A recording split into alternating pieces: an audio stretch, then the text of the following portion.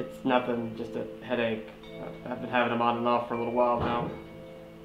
You have won the last 5 hands. Yeah, Chris, just what are you saying? I think you know what I'm saying. No, but I've got better things to do than put up with this bullshit. Fuck you. Ah! What the? Yeah. Who are you? You don't recognize me? Who are you?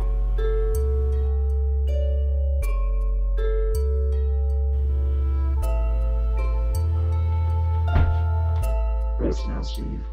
I'll take care of everything.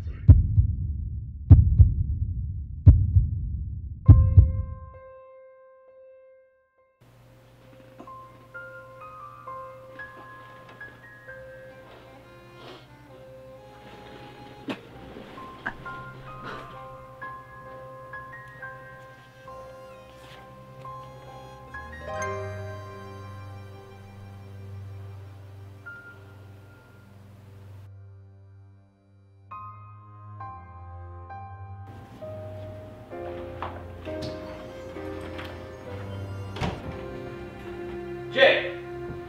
Hey man, I gotta talk to you. Something weird's going on. Oh! Fuck! God damn it! What the fuck was that for, asshole? You know damn well what you did. What makes you think you can come back here after that? What I did? What the fuck are you talking about? Don't act stupid, Steve. I'm not acting! What are you talking about? You really don't remember? No! That's the weird thing I was trying to tell you about! What do you mean? I made an episode of Judge of Character that I don't remember making. In fact, I don't remember the last 2 weeks. Really?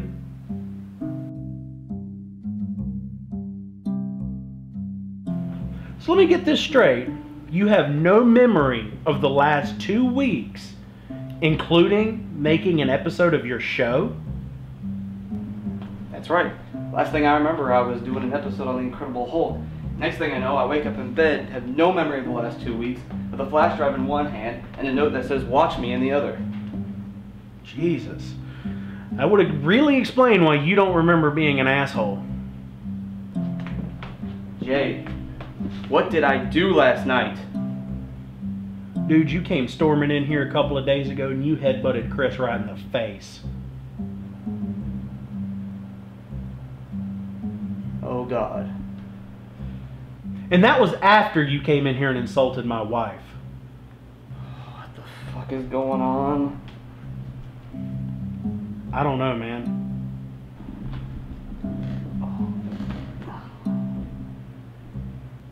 Have you watched the flash drive yet? No, I just looked through it to see what was on the damn thing. I haven't actually watched it yet. Well, man, let's go check it out. Who knows? Maybe there's a clue on there. Sure, whatever.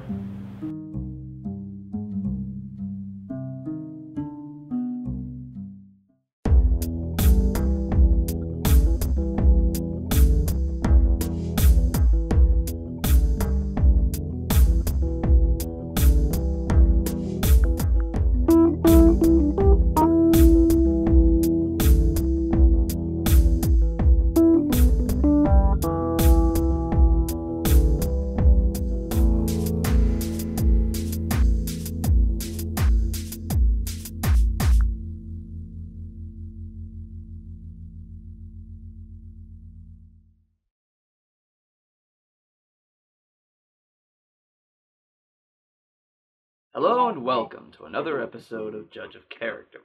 As always, I'm your host, Steve.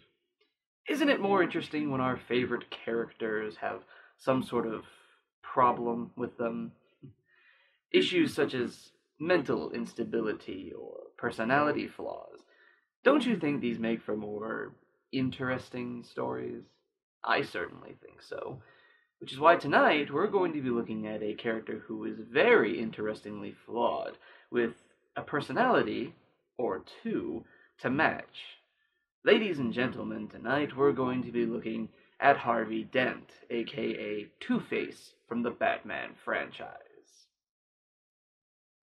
The Batman is well known for having characters with interesting and complex backstories, and Harvey Dent is no exception.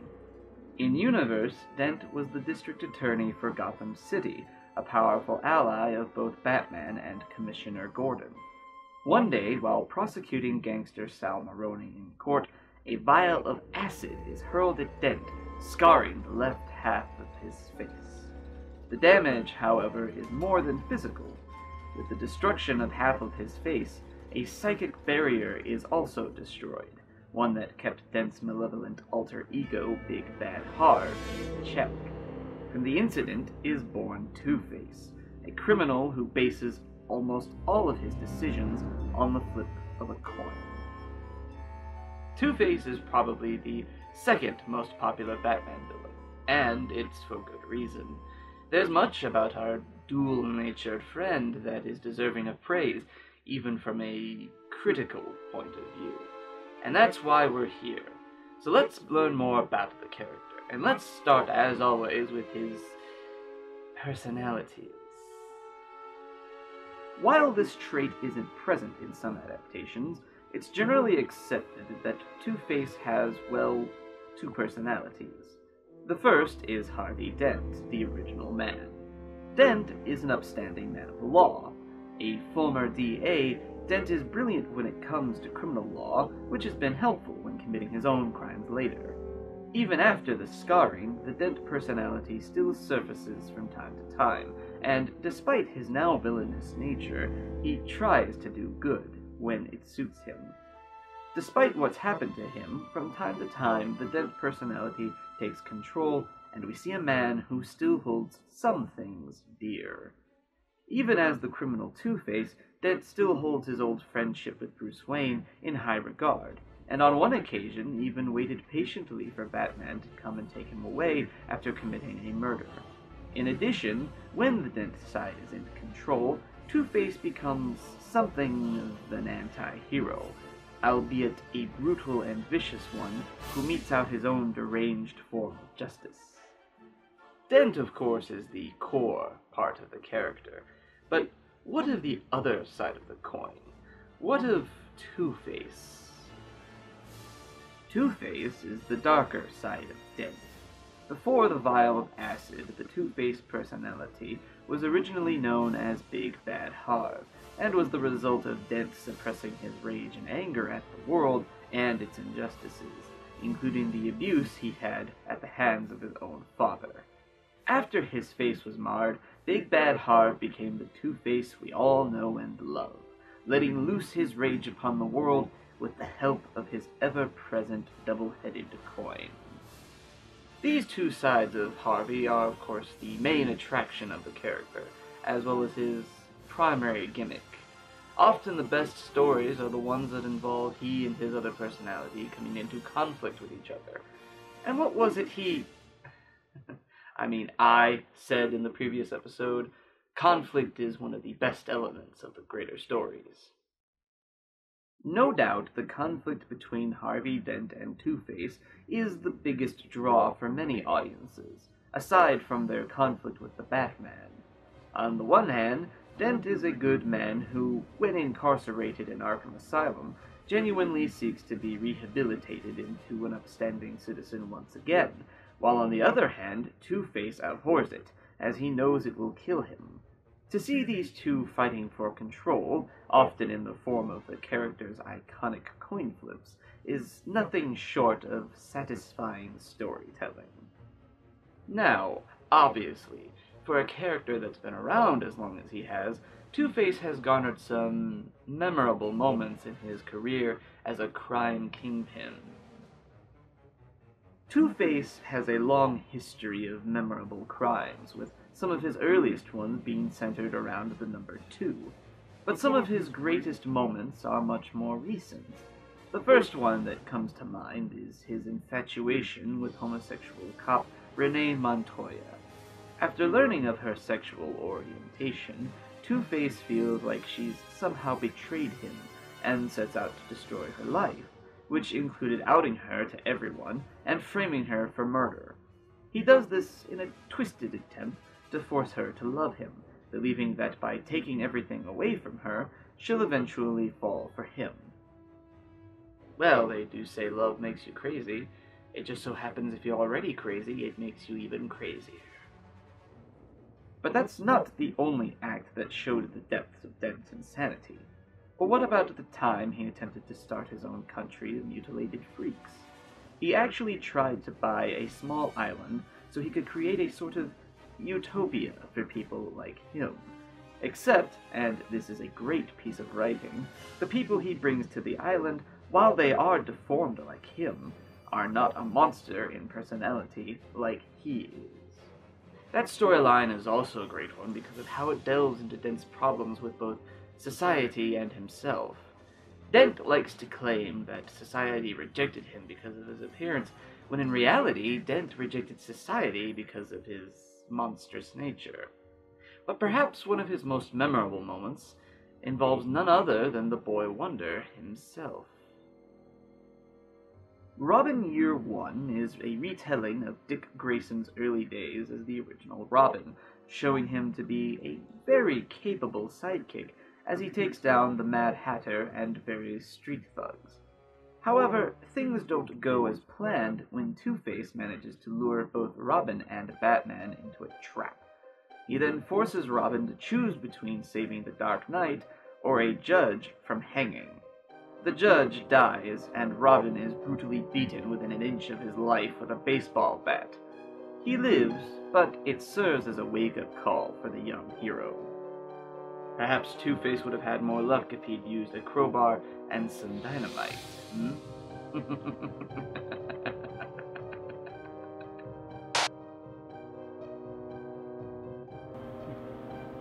You know, I gotta say, honestly, even if you don't remember doing this, you did a good job. Not exactly helpful. Sorry. Any ideas?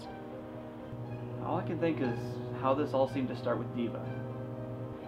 You're right. Have you thought about contacting her and finding out what's going on? That may be the best option. You go do that. I'm gonna keep watching this and see if I can't figure anything out.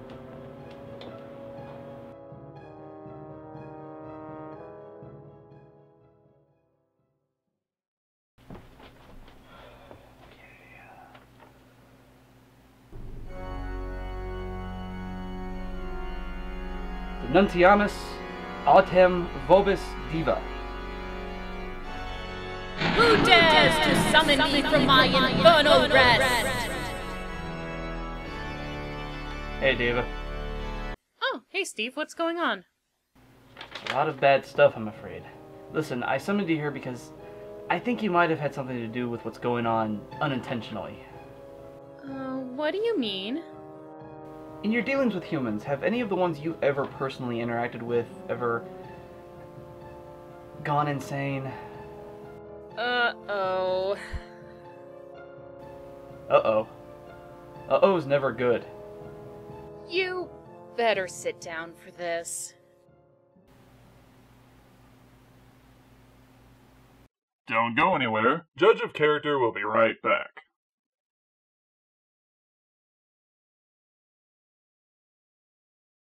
We now return to Judge of Character.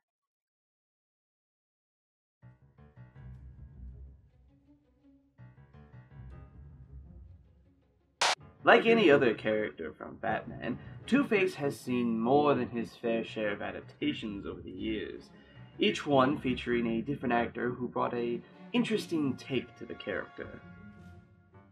The first portrayal of Dent came in the 1989 film Batman, directed by that lovable goth Tim Burton. In this film, Dent is a secondary character, with sadly no real impact on the story.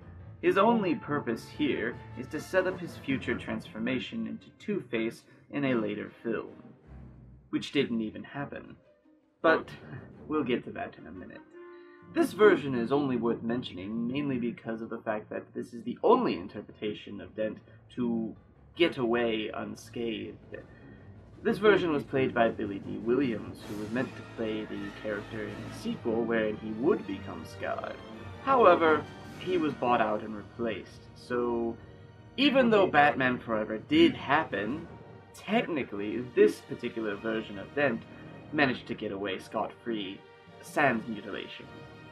Now, speaking of Batman Forever, released in 1995, Batman Forever was the third film in the original Batman film franchise.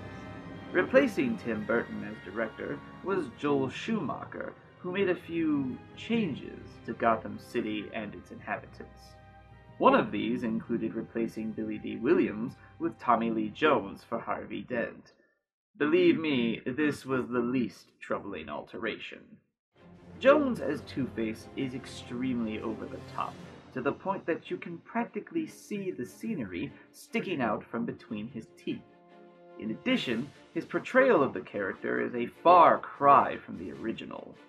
One of the biggest counts of blasphemy that was mentioned was how in one scene, Two-Face kept flipping the coin over and over again until he got the outcome he wanted, which flew in the face of the original, who accepted the outcome of the coin without question. Batman Forever is easily the weakest adaptation of the Two-Face character. As far as the strongest adaptation, it's a tie between my next two examples, and the first is Batman the Animated Series. This show was for many children the definitive adaptation of the Batman and his world. With dark animation and well-thought-out characters, many would argue that this was the best interpretation of Batman yet.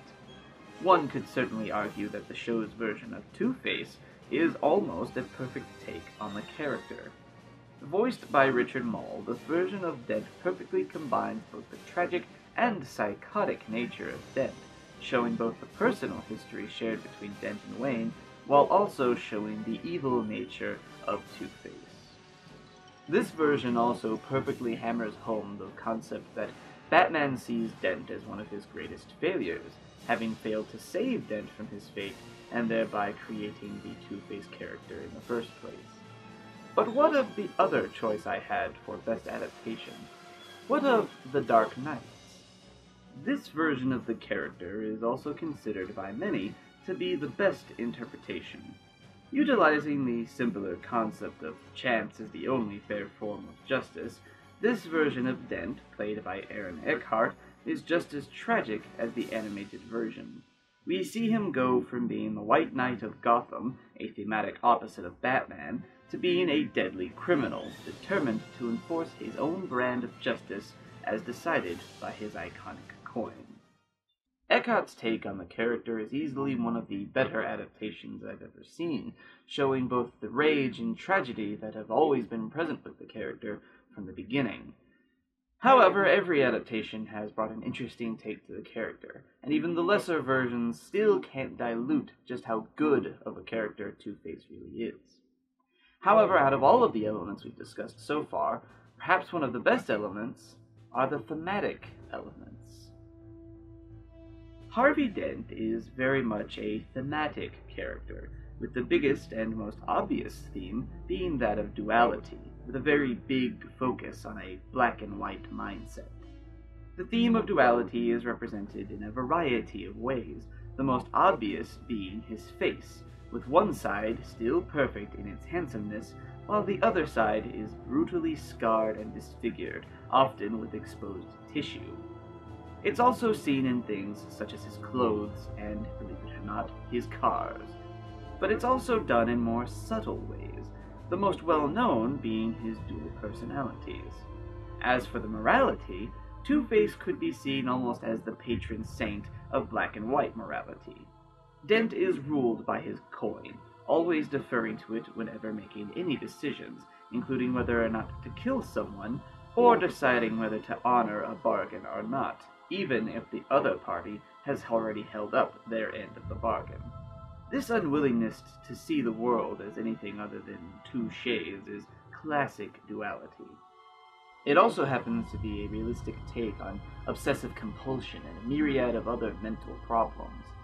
However, there's another theme I have yet to discuss: failure. I've said before that Batman considers Two-Face to be the ultimate consequence of his failure to save Harvey Dent. This is the other consistent theme that appears in works featuring Two-Face. He's a constant reminder of Batman's failure and what it cost him, and especially what it cost Dent. Harvey went from being one of Gotham's brighter lights of justice to one of Batman's deadliest enemies. In addition, there's also the idea that Dent and Batman are separated in motives by only the tiniest of margins. Two-Face is what could have happened to Batman if he ever lost control. To that end, the two are very much alike. So let's sum up what we've learned. Two-Face is a memorable character, not only because of the rich storylines he's a part of, but also in how the character behaves. The personalities of Harvey Dent and Two-Face and how they interact with each other, as well as Batman, has made for vastly entertaining stories over the years. Also, the character serves to remind us all that we all have a little bit of evil in us.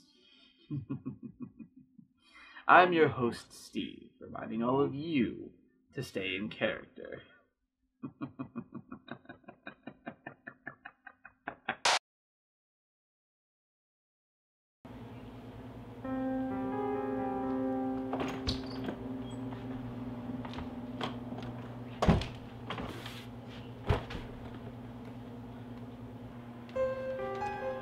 You're back.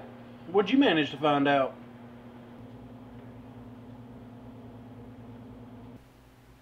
So what's happening to me? Something that doesn't happen often, but is nothing but bad news when it does. On occasion, when a demon interacts with a human, the infernal energies can have negative side effects on that human's mind. Most of the time it just drives them crazy, in which case they get locked up, but sometimes it has other effects. Diva, stop beating around the bush. What's happening? Apparently, after what you've told me about the doppelganger with the black eyes, it seems that my demonic aura has triggered a darker side of your personality to appear. Like, a split personality? Not quite. This isn't some new identity that's suddenly developed. This is something that's been there the whole time. Every mortal has a dark side. It's just that my demonic energy has released yours and given it strength. So now it can actively interact with you, even take control from time to time. You're kidding, right? I'm afraid not. That's just great. So an evil version of me can just take over at any time and potentially ruin my life. Is that what you're saying? Fuck! Is there anything that can be done? The most I can do is reduce the influence enough so that it can't take control of you at any old time. But as far as completely removing it, I'm sorry, Steve, but it's a part of you. Always has been, always will be. Except now it has a voice.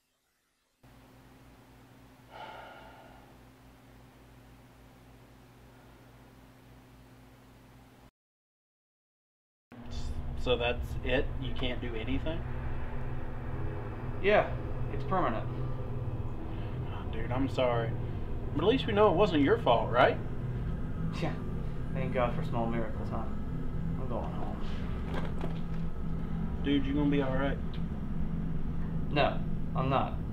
And I don't think I ever will again.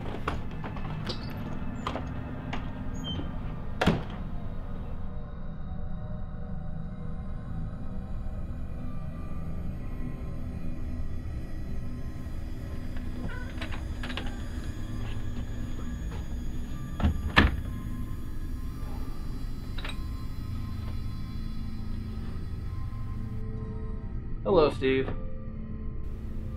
You're really there, aren't you? Mm-hmm. What do you want?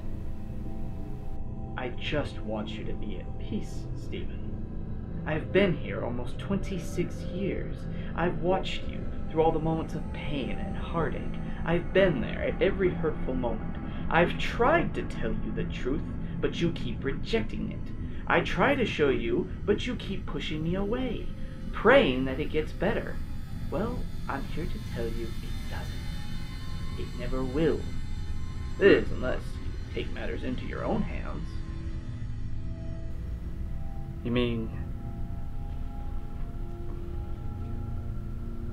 what other choice do you have? Keep resisting me? I'm just here to help, to show you the truth.